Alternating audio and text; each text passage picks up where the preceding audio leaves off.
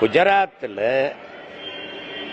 நடந்த கலவரத்தில் இறந்த மக்களுக்கு அப்பா அம்மா இருக்காங்களா இல்லையா? இருக்காங்களா இல்லையா?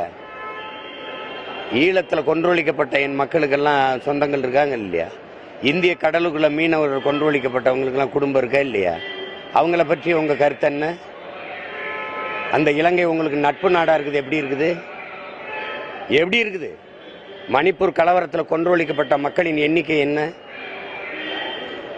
நிர்வாணப்படுத்தப்பட்டு வீதியில் அழைத்து கொண்டு போய் 2 பெண்களை வன்புணர்வு செய்து தீ வச்சு கொளுத்தின பெருமக்கள் யாரு தம்பி? அது யாரு? இங்க கோவை குண்டுவெடிப்பை பத்தி பேசுற எல்லாரும் குஜராத் கலவரத்தை ஒரு தடவை பேசு. அதே தான் பேசுற.